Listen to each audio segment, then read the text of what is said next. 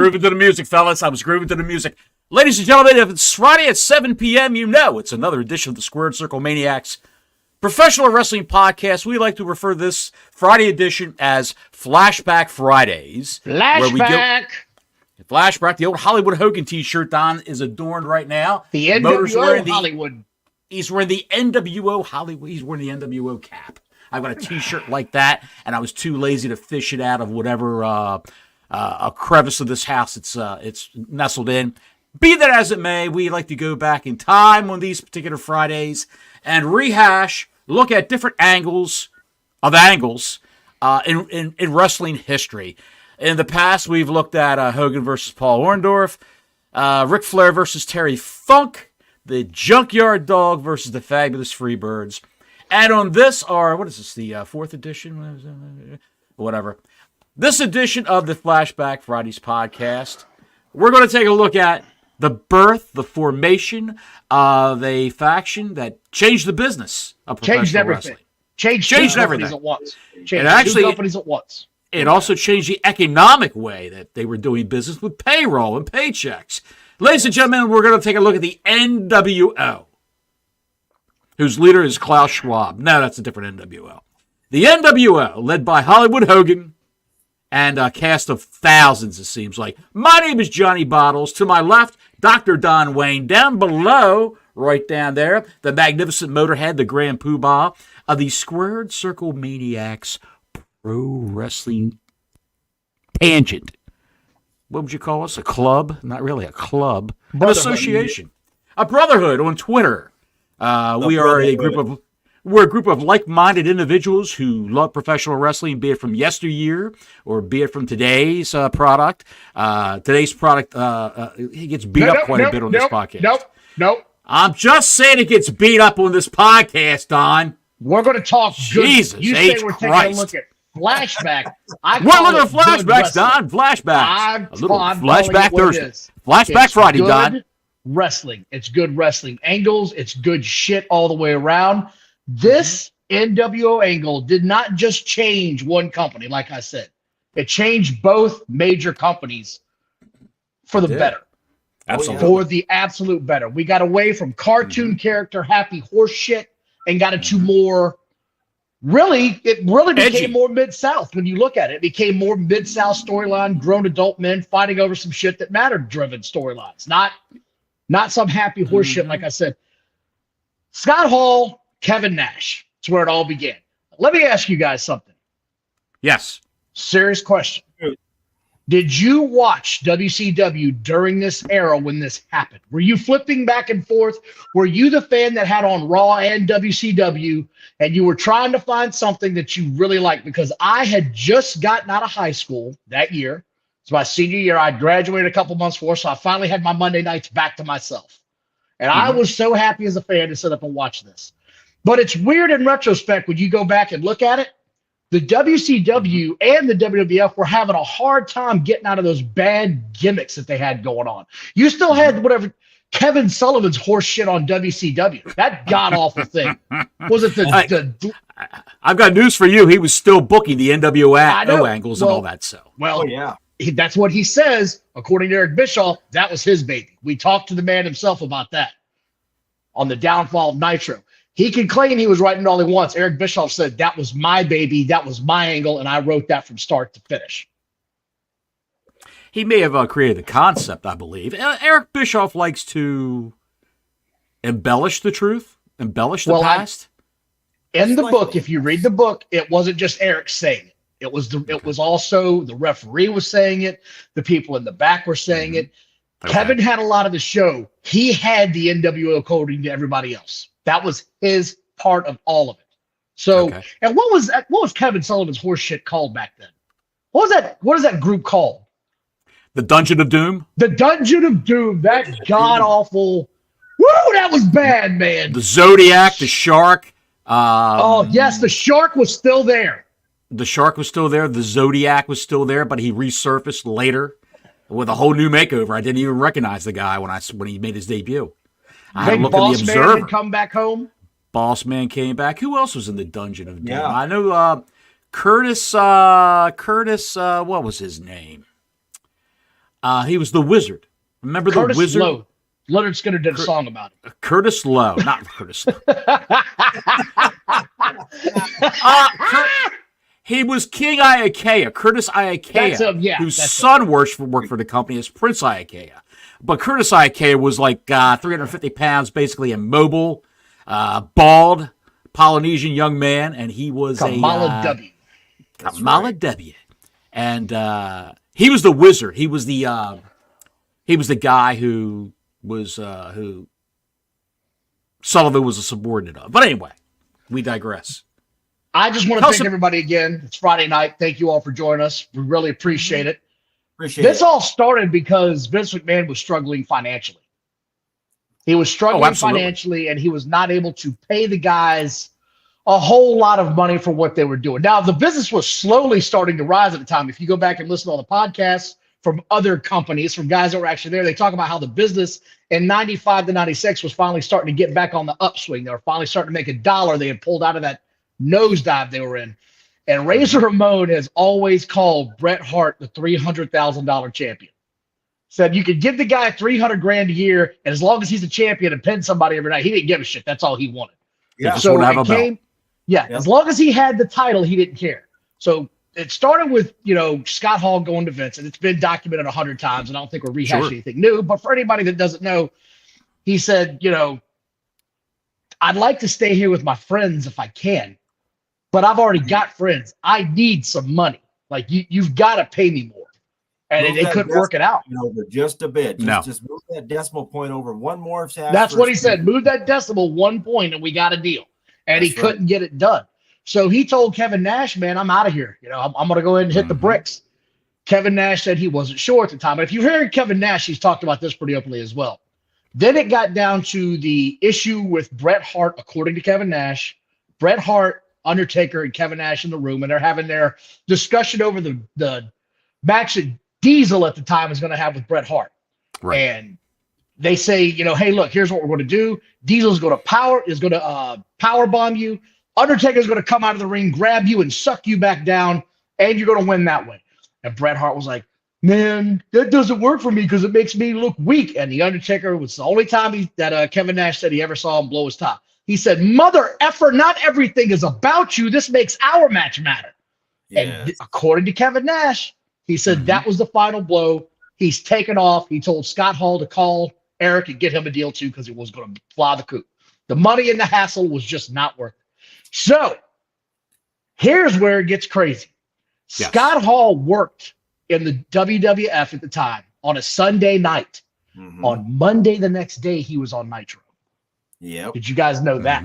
That was so awesome. Yes. Is that the Motorhead? Was that Sunday night when they had the infamous curtain call?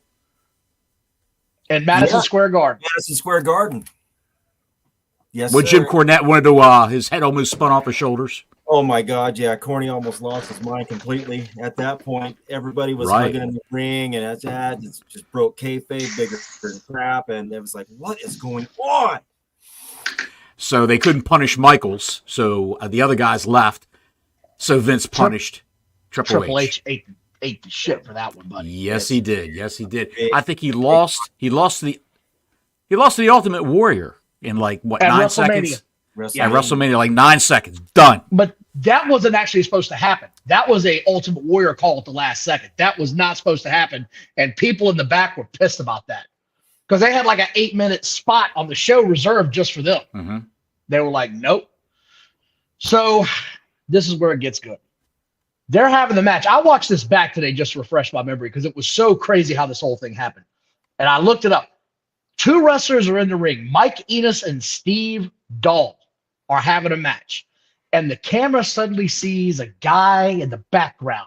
And if you watch it on the replay, you can see him coming down the stairs. And there's a lot of kids hauling ass, man. That's Razor Ramon. Them kids knew exactly who that cat was. Oh, yeah. And he had been spotted in a WCW building. And by God, what's happening right here? Zooming down, he jumps over the first rail, and he starts walking the back plank. And the spotlight goes on him. And all you hear is Tony Schiavone. What the heck's going on here? What's going on? I don't understand. Scott Hall jumps the rail, says, give me a microphone. Gets in the ring, and here we go. speaking in the Razor Ramon accent, never says who his name is. That's what insanely great booking. Never said his name. He just said, "You know who I am, but you don't know why I'm here." Yeah. And it was on from there. And the way he said, "You wanted a war, we're giving you a war." Down here in WCW, it was freaking great, man. He made it sound like hillbilly hell. So good. Whole thing, man. As a fan, I'm sitting up late watching something like this. This is gold. What the hell's going on? Absolutely. Was I alone? Did it feel like there was a cross promotional bridge being formed? Is really what I thought. What did you guys think when you first saw it? I thought it was, I mean, there was so much going on and in such a little amount of time. I was just like watching the TV going, holy crap, where's this leading now? This is great. Razor Ramon just jumped over to WCW and immediately, I mean, I watched wrestling religiously back then anyways, but immediately I was like, I can't wait for the next episode. I can't wait to watch. Did you feel though like he was Razor Ramon and he was still WWF and he was coming in to invade and it wasn't part of WCW? I didn't get the Razor Ramon vibe from him one bit. Really? Yeah. I mean, I knew it was Razor, but it was like something's different. Something's going on here, and it's a little different. You hit on it perfectly when he didn't say who he was. You know who I am, but you don't know why I'm here. I was like, okay, what's going to happen? Because we've seen it before in the past where guys, they jump ship, go to different promotions, and they change their name. So I was so like just completely stoked. I was totally stoked, bro. Yeah. WCW. Bottles, what about you, man? When I saw that, I'm thinking to myself, wait a second. Is he working for the WWF and he just invaded? But that can't be because they would never gave the guy a microphone. Security guards would have been all over the guy. And I said, is he gone? He's got to be gone from WWF. He's got to be gone. He's coming in. They can't call him Razor Ramon. His name was Scott Hall when he was in the AWA. And he was also the Diamond Stud when he was back in WCW. When he was in WCW. Are they going to call him the Diamond Stud now? What is going on here? And you wanted more. And that was part of the magic of professional wrestling back then, when guys would leave one territory and come into another, and it was like, good Lord, this guy's here now. And you think about all the matchups that are going to take place in your mind from all the potential matchups while he's doing a promo. You think he could take on Sting, he could take on this guy, that guy. Him and Flair together would be, oh my God. See, that's what you guys were thinking. That's crazy because to me, because he didn't say who he was and because of how he was talking, I legitimately was like, all right, well, finally going to be a crossover finally from the WWF and WCW because both companies are struggling so mightily right now. Little did I know this was not the last time we were going to see Scott Hall on this edition of the show. Because if you remember later, and I'll watch it to make sure, he came up at the end of the show to the announce booth with because if you remember back then at the 8 o'clock hour Tony Schiavone lit it off, and at the 9 o'clock hour they flipped it over to Eric Bischoff where he and Bobby Heenan did the show, and Bischoff was a babyface. So he approached Bobby Heenan and Bischoff, and Bobby Heenan was like, hey, what's going on, man? Like Bobby Heenan playing it up to the hilt, just absolutely perfect. And he gets in his face and he says, you tell billionaire Ted to get 3 guys because we're coming. And he says, who's we? Who is we? So then I was like, he's not alone? What is going on? And he mentioned something that at the time, I didn't know what it was because, like I said, I wasn't that fan. He mentioned the dirt sheets in his little yelling at Eric Bischoff. He said, you get the Nacho Man. And these were all references to things that were being said in the WWF and those promos about them. He said the Nacho Man was insane. You get billionaire Ted, something they said in WWF. The whole thing was groundbreaking. As a fan, I'll never see anything like it again. Yep. Great stuff. Absolutely. Great stuff. Awesome stuff. And still to this day, impact wise, nothing touches it. Not even close. No. The double denim, though, that was a very nice. It almost looked like he was trying to resurrect the 80s. He had the denim vest on with the blue jeans. The closest thing to in modern times right now is probably CM Punk walking out on Survivor Series. Yeah, that was. And that's just, I mean, not on the same level, of course, but the closest thing to it. You imagine if they had social media back then, how many views that would have gotten? Gosh. It would have been through the roof. Ballistic. Like Larry said, it was literally a cultural phenomenon, and it was. And Tony Schiavone, he plays a befuddled oaf. So great. So confused. Well, yes, he is. What's going on? What's going on? That's when he actually had a voice. He didn't talk like this. I know. It's shocking to hear him back then. Oh, yeah, he said it great. And the other part about this that really got my attention was when Scott Hall just walks in the middle of the damn match. He just gets in the ring and they're having a match. Mm-hmm. And at the end of it, Tony Schiavone goes, "Are we going to continue the match?" And his counterpart, God, what is his name? Did this all the time. Shit, his name is Larry Zbyszko. Larry Zbyszko. Larry Zbyszko goes, "The wrestlers are gone." It was like a cluster flop right on live. They truly acted like idiots and didn't know what to do. It was the greatest thing I'd ever seen to that point. Perfect. Blurred the lines between kayfabe and actual reality. That's right. This all happened, by the way. The first time was May 7th, 1996. God dang. Let that sink in your head. That's 27 years ago, boys. 27 years ago. And it's still a top 5 selling shirt on their website to this day, the N.W.O merch. It still sells. I'm looking right here on a website. You know who the chief booker was for WCW at the time? No. The Red Rooster. Oh Terry Taylor. Terry Taylor. And Kevin Sullivan and Orndorff were his assistants. Because I knew Sullivan was in there doing it at that time, but Terry Taylor and Booker. The ultimate stooge, man. That dude. He came up with the phrase, when you're N.W.O, you're N.W.O for life. He wrote that. And Scott Hall came up with the hand signals. You know, like that? For life. For life. It was for life. Oh, okay. For life. That was it. I got you. And then they brought in what was Virgil's name? And it was Vincent. Vincent. Yes. Vincent. I saw his dumb ass on a clip today. His ass went for too sweet. I was like, what the shit is wrong with you, dude? What's wrong with you, man? You idiot. Anyway, this all happened on that date. The next time Scott Hall came out was a week later, actually. Mm-hmm. And you might remember this because he only had one segment in this show. And he came out, and it was 5 minutes before the show was over. Yes, he came out when Sting and the Steiner brothers and Lex Luger had just had a match, and the Giant came out. We know him as the Big Show, Paul White. He came out to interrupt because he and Lex Luger were in a beef, which was kind of weird booking. They started going at it. The previous week, the Giant had fought the Shark. That's how insane all of this is meshing at the same time. Yes, you heard this. The same time the N.W.O was forming, they still had the Shark on the damn television show. They called him Shark. Anyway, Scott Hall comes to the booth, and now Sting comes down. Says,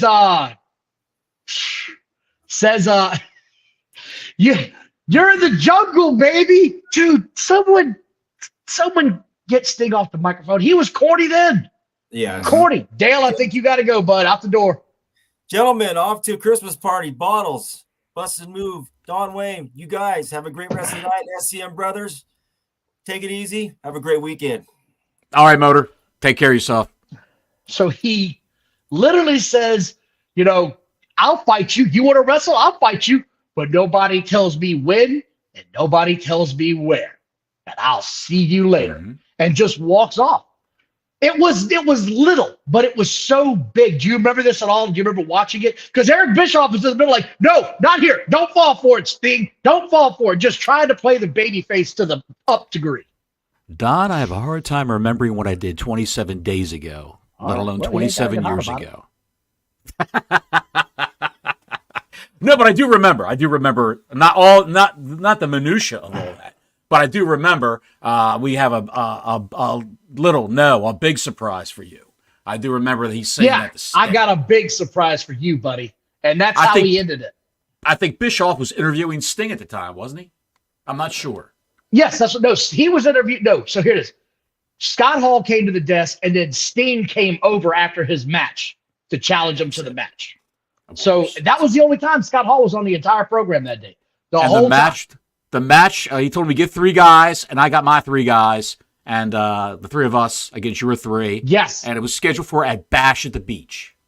Yes, but the next pay-per-view was was it the American Bash? Can't remember. Great American Bash. Yes, Great American Bash. That's what I thought. Yeah. Yes. No, that's next. That's next. That was next. So Scott Hall storms the announce booth. Didn't come out. So here it is. Scott Hall returns to the announcer's booth and brings out Kevin Nash on the next week's Nitro. And that's when Kevin Nash cuts that awesome promo where he slaps him on the back and, Eric Bischoff turns around and he tells him, the measuring stick just changed around here. And he's talking about their size because they're just huge guys. Talking just all kinds of shit. You wanted a war, we're going to give it to you. If you haven't seen this promo, this is Kevin Nash at his absolute best in his prime. He was must-see wrestling television. Yes. Hall punched Bischoff in the stomach, and Nash jackknife power bombed him. Not yet. I'm looking at it right now. No, that was at the Bash. That was at the Great American Bash. This is the next week's show on Nitro. He came out. The next week's show on Nitro is when Scott Hall introduced his partner of Kevin Nash. Right. And then they had the next issue. They had to clarify that neither one of those 2 guys were employed by the WWF. Yes, they had to clarify that. I guess Vince filed suit. That's when he had filed suit, yeah. Yes. Is it at the time when he came out with the fake Razor Ramon and the fake Diesel? It was right about that time, yeah. Rick Bogner from Japan was the fake Razor Ramon. And a man named Kane, the former Isaac Yankem, was the fake Diesel. Terrible. Yeah, terrible. God awful. And then Bischoff got powerbombed off the stage. Wait, hold on. That's the next show. That's the next show. I'm looking at that's the Nitro. No, it's not. That's at the Great American Bash.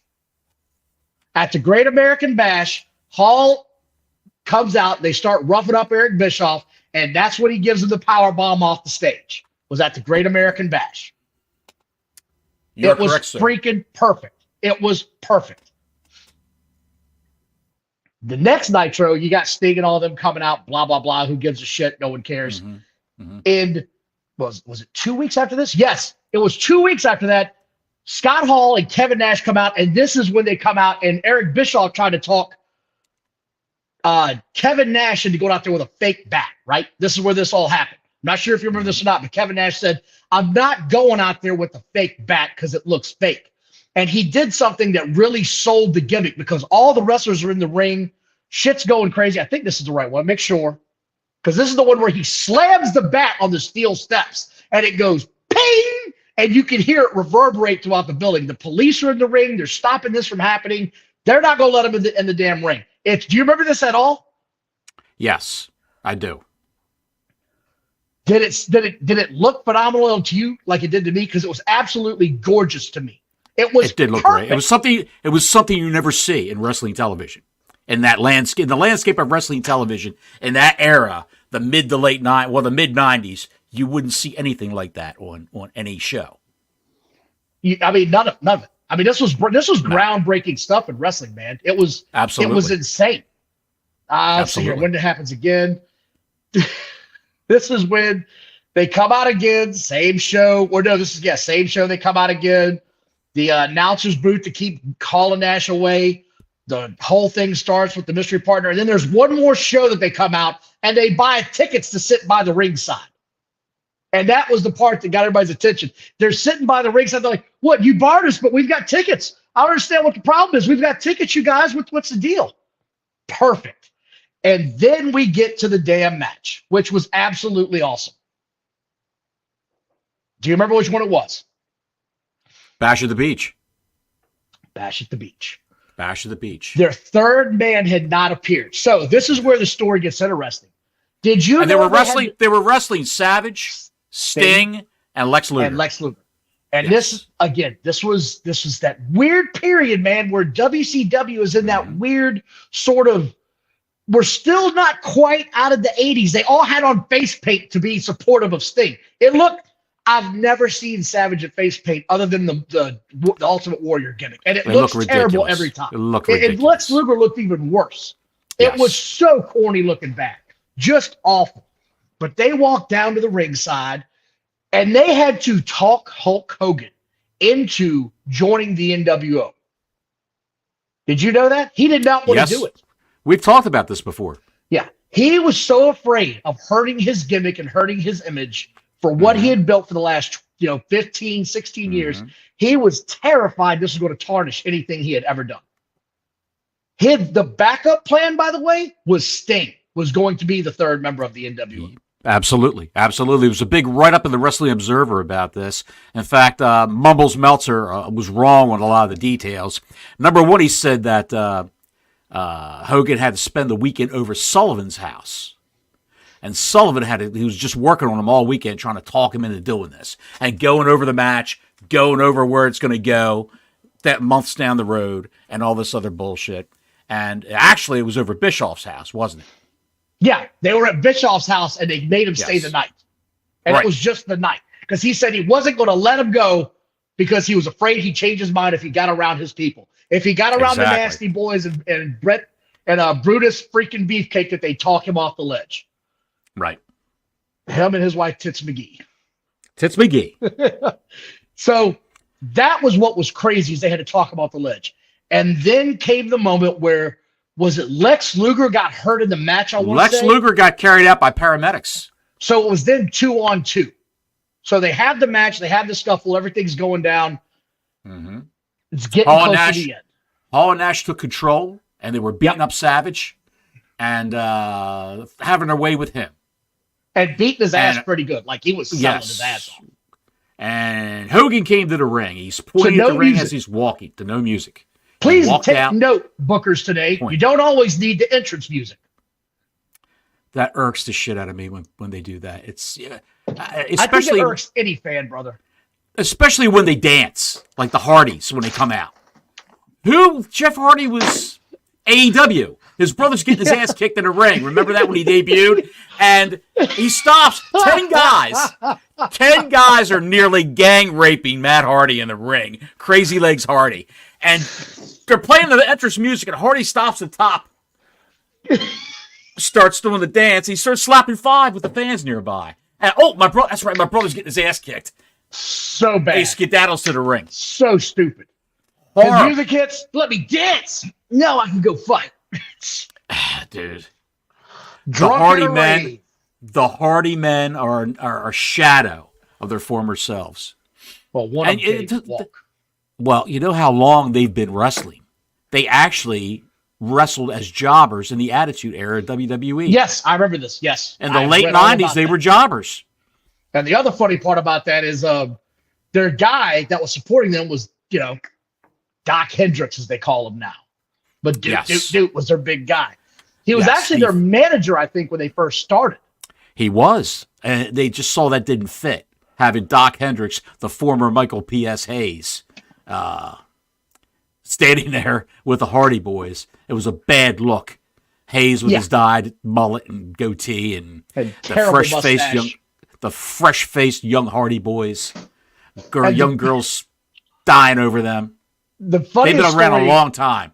The funniest story I've gotten out of that was hang on a second. This is back when Matt Hardy could walk straight. He didn't walk like a crab. Yes, well, he walked like a human. Yes, he walked like a human being. But Doc Hendricks said, what we need to do is get some silverware and tape that shit all over your jackets like forks and knives and stuff. And they were like, what, old man? Never mind. Been smoking too much ganja, buddy. Put the lettuce down. Too much ganja, too much jack. Good Lord. So, anyway, back to the event. Hogan comes down, gets in the ring, and you've got Bobby Heenan gives away the golden goose. if you remember. Bobby Heenan, when he's on his way to the ring, says, yeah, but which side is he on? He's the third man, but what side is he on? Yes. Yeah, look, they already had their 3 men for the WCW. The one was carded out. Right. So when he said, what side is he on as a fan, you went, oh, shit, really? Luckily, and you may have said really, but then you think, nah, can't happen. Wouldn't happen. When he said it, I was like, okay, shit, it's on now.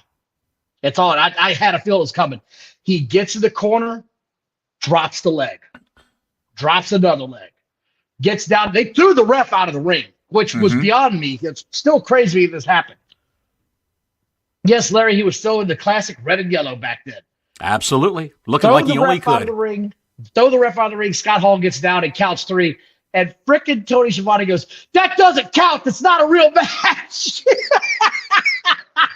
The biggest angle in the history of wrestling. And he goes, that doesn't count.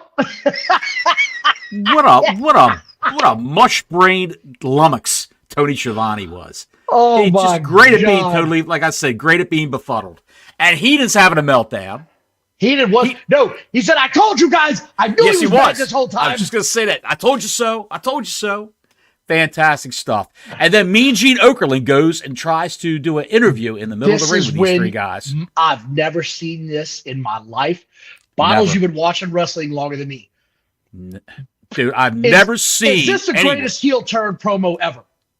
It's like someone actually had a dumpster 20 feet above them and turned it upside down. And all this trash came pouring out of it, all over top of these men. And it was just fantastic. And Hogan said that it's a new world order of professional wrestling. And I will play the clip for you right now that I'm looking at, but we'll get hit with a copyright strike from WWE. His first line is the best line of that entire thing. The first thing you need to do, Mean Gene, if you want to hear what I got to say, is tell these fans to shut up. They can stick it, brother. And the fucking place go banana. That's when the shit started flying in out of everywhere. And you can see Scott Hall and Kevin Nash like, what is happening?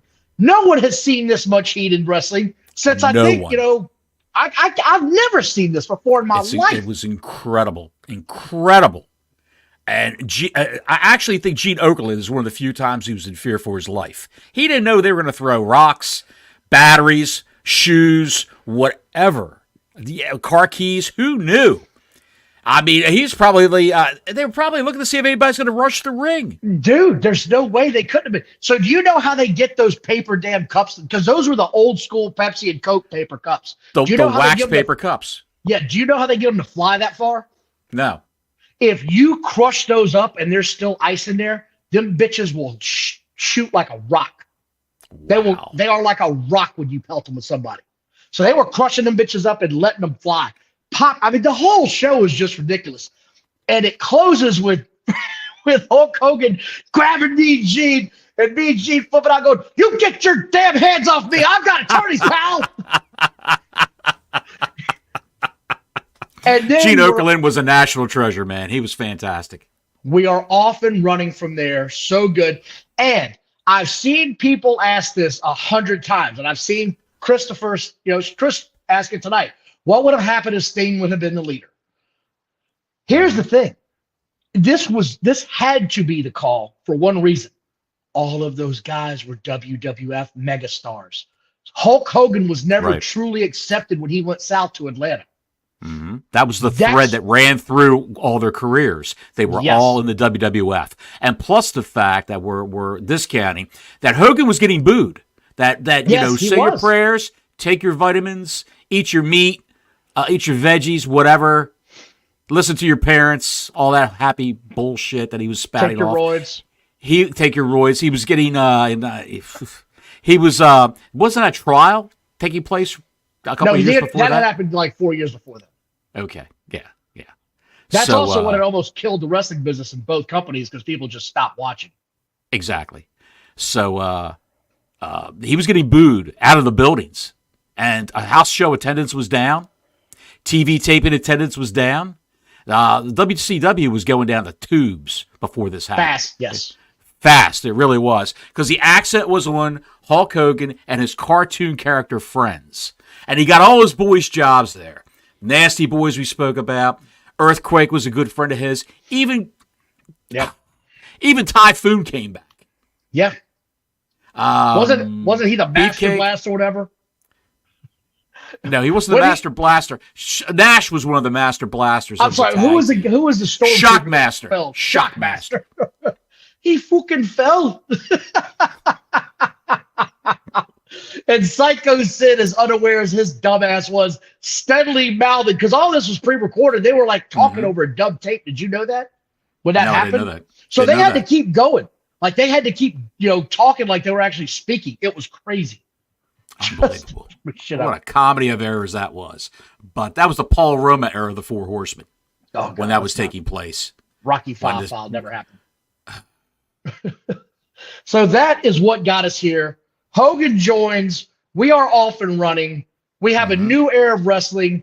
This was so hot that it made the WWF take a long, hard look at what they were doing. That's when they turned the gas up on Stone Cold because he was a believable character. All the believable characters started getting the push, and you started seeing all the job gimmicks go away. All the bad dentists, the garbage men, the hockey players, all that shit was finally put to the wayside. A reality-based angle, and what they did was they blurred the lines between face and heel. These were the cool heels. These were the bad guys that the kids wanted to be. You didn't screw around with these guys. They would kick your ass. They also had their own set of values and morals that they adhered to, but they were always looking out for numero uno. And if you mess with them, you get your ass kicked. It was a gang mentality. And Hall and Nash incorporated, through I would say Hall's love of rap music. He actually liked rap music. He incorporated a lot of that lingo, the patois, if you will, into their promos. Kevin Nash was in touch with pop culture. Hogan knew nothing about all this stuff. Nothing. They crafted the way the promos and pre-tapes were going to be, the way they looked, the special effects. They suggested things. Hogan just ran with it. Have you heard about how they had to do that with Hogan, cutting his promos, and how they finally said, look, we're just going to let him do his thing, and we're going to try to piecemeal it into what we're doing. We'll be the outsiders, and he'll be Hogan. Because Hogan was still doing his 80s shtick. Like, he just could not get with the times. But for whatever reason, it worked. It freaking worked. Something clicked, and all of a sudden, the next thing you know, he's wearing black, white boots. He's got the sunglasses on. Yep, just like that. And he had the shoe polish and the sideburns. He actually grew like a bogus beard. And now, it was a real beard. Like, it was real. Yeah, it was a real beard, but it was like two colors. Yeah, he still had. He couldn't part with the porn star Fu Manchu. He would not. But that was all black here. Yeah. He's talked about that openly. He actually used real dye for that. Like, he talked about it.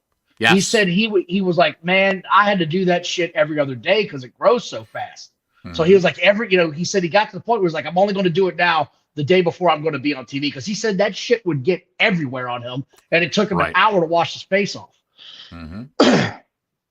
So that was absolutely the start of something amazing. This was one of the best angles ever. And I wanted to ask this question. What's that? Was this the greatest faction of all time? Now, what it became versus what it started as are two different things in my book. What it started as, possibly the number one or number two greatest faction of all time.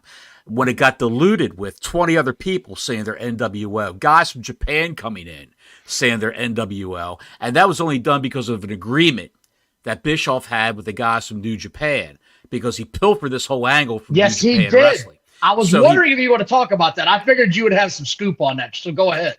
He went over to New Japan and saw a show live, and he saw that they had an invader angle of the N.W.O.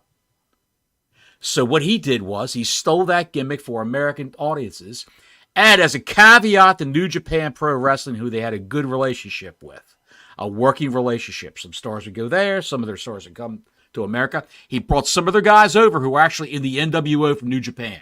So that was, how Bullet Club is in the United States now? Yeah. And they're over in Japan. Well, this was a precursor to all that. N.W.O Japan, N.W.O WCW United States. So that's what they did with that. Did you know that most of the people that bought the Bullet Club shirts didn't even know it was a wrestling thing? No, they thought They it just was saw like a a Bullet Club, a Hunt Club or something. probably. That's hilarious to me. And the designs of the shirts were fantastic. They were great looking shirts. The NWO soured for me when Brutus Beefcake comes in, the Nasty Boys. DiBiase I could live with. He was in a managerial role. But that was weird, though, right? Because he was rarely ever on TV. Like, is it just me or was that weird? It was weird. And DiBiase was out with a Lloyd's of London insurance policy claim where he hurt his neck and couldn't wrestle anymore. And so he's getting paid through the Lloyd's of London insurance policy. A lot of these guys were doing that. Lloyd's of London was just passing out money hand over fist. Rude did it. Mr. Perfect did it at one point in time. DiBiase did it, and he couldn't wrestle. So all those guys could talk. He really wasn't needed that much to be the manager of the NWO because they could all out-promo DiBiase. All he would do is stand there with a fan out the bills and laugh in the background. I'm rich. Exactly. Then when I start seeing guys like Conan coming in, the Japanese guys, like I said, the Disciple, Nasty Boys, all that kind of crap. So I'm thinking you are not a Nasty Boys fan because you mentioned them several times. Just slobs. I mean, they were just... They really are, dude. I was never big on them either. Unruly, too stiff slobs that were drunk and coked up out of their minds. Brian Knobbs is still paying the price for all the illegal substances he did back in those days and how reckless he was because he would always, absolutely, Rey Mysterio. I wasn't going to talk about this openly because I actually want to talk about that very segment in a couple of, maybe a month or so, because that show itself and that angle, like there's a couple of, like, I would like to say the top NWO moments, like save that for a different show. Right. But that one, lawn darting at the last. They got so many people in that black and white faction that they had to split them off into the black and white and the red and black. Yeah. Which turned into NWO Wolfpack. And then they eventually became the faces to the NWO heels. So now you've got the NWO fighting amongst themselves as opposed to fighting WCW and eventually taking over. What they should have done is they should have changed the name of the program temporarily to NWO Wrestling instead of WCW Wrestling. NWO Nitro. They should have done that as a permanent thing. Instead of just a little bit that they did it. Exactly. If you would have looked it up in your TV guide back then, it would have said NWO Nitro. And they would have laughed. And it would have been. It would have been. You could have had a heel announcer, their own heel announcer. That would have been great. Never would have saw Shivani. You could have seen Shivani in the back mopping toilets. I would have had him doing that. Just as a goof. Go ahead. Last little bit of a question I'm going to have for you here. Because to me, when it comes to the factions, like I always put the Four Horsemen number one to me. And I know it did not end great. Like the way it ended was a lot like the NWO. It ended in a farce. But for a time, the other thing is the Four Horsemen lasted longer and were great longer. Like they had a good long run. The NWO had about a year and a half strong one, and then it just started going to shit. Just terrible. Was this the greatest heel turn in history? Of Hulk Hogan? Was this the greatest heel turn of all time? Yes. Nothing comes close to it. Nothing. Nothing comes close to it. I can't even think of anything that's even remotely close to it. I really can't. Someone who's been a babyface for virtually his entire career. Now, he started out in the AWA and in Japan as a heel. Yes. He was managed by Freddie Blassie in the AWA. And I believe when he came over to WWF the first time, who was his manager? Was it DiBiase also? I think it was Freddie Blassie. Yeah, Freddie Blassie. I think it was. Okay, so Freddie followed him over. Yeah. Oh, Freddie wasn't giving up that golden goose. He knew what he had. No. Yeah, I got a big ass 330-pound jacked up, blonde-haired, mustache-riding champ. I'm sticking to this guy. Ain't Terry nobody Boulder. get me off this train. Oh, yeah. He's Terry Boulder. Then he was Sterling Golden, I believe, in Japan. They got a fixation for Golden over golden names, golden showers, golden lovers. Jets. Golden buttholes. There's nothing golden about a butthole, pal. But Well, anyway, that's all I want to talk about tonight. That was the NWO's start. That's all I wanted to cover. God, we could go into greater detail, but that's all I wanted to cover. Any other thoughts on this? Not on that, no. Are we going to mention anything else? I'm not doing anything current. I swear to Jesus. Nothing current. All right, we'll talk about the old then.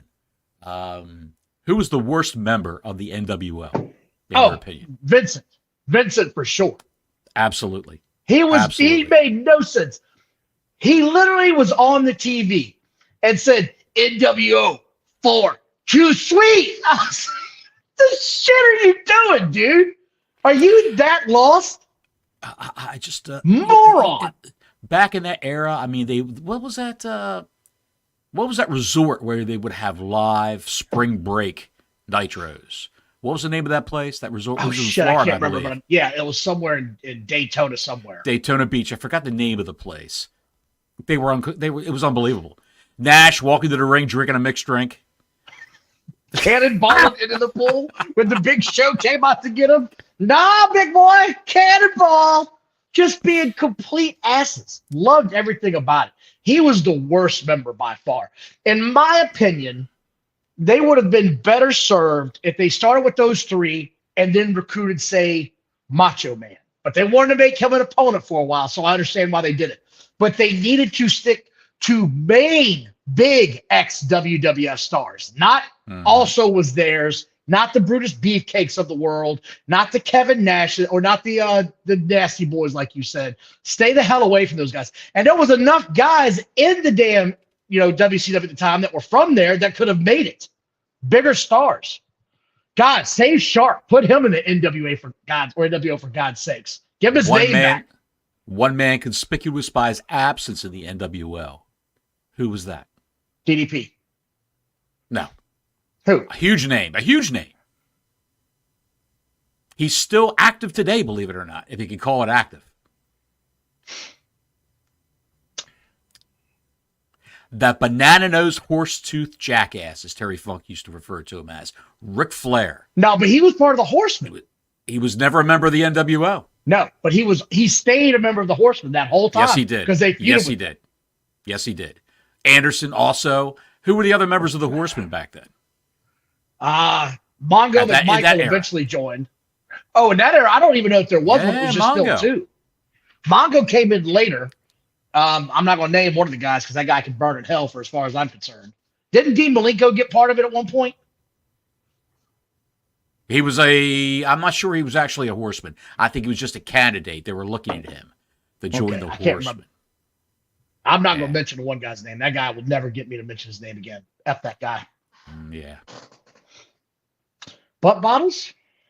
I'm bleeding, so I have to go take care of this. What an era. What an era, pal. It's amazing. It really is. You look at the shows back then and the way they are now, so sanitized. Except it really is. Like, that's what they're missing in wrestling today, is a down and dirty presentation. And this felt down and dirty. Even the vignettes they cut felt like they were done in the alley somewhere. It just felt like great wrestling. They try to do that now with AEW hired Edge, Adam Copeland, and it was no surprise. They should have kept that all quiet. That Adam Copeland was going to AEW, but it was all over the dirt sheets that he was going to start with AEW, and he was there. I like how the WWE did it, where they kept it quiet with CM Punk. Not a word. But then you hear it in the dirt sheets, they're all saying no, but you got a feeling it's going to happen. Then all of a sudden, when he walked down that aisle, and you heard that guitar riff, it was go time. Yeah. Bottles, that's all I got tonight, brother. All right, guys. Thanks for stopping by and checking things out with us for Flashback Friday. Please if you like the video, if you like our content here, give us a thumbs up for this video. Give us a like. If you haven't subscribed yet, go ahead and subscribe. Hey, it ain't going to hurt anything. I subscribe to a lot of people that I just watch one or two videos on their channel. It doesn't mean anything to me. Try to help everybody out, man. Trying to help everybody out. We are the Squared Circle Maniacs. If you are interested in joining the Squared Circle Maniacs wrestling group on Twitter, contact Motorhead at Motorhead711. on Twitter. That's Don Wayne. My name is Johnny Bottles, and I think we're out of here. Till next week, Gordon Soley saying so long from the Sunshine State.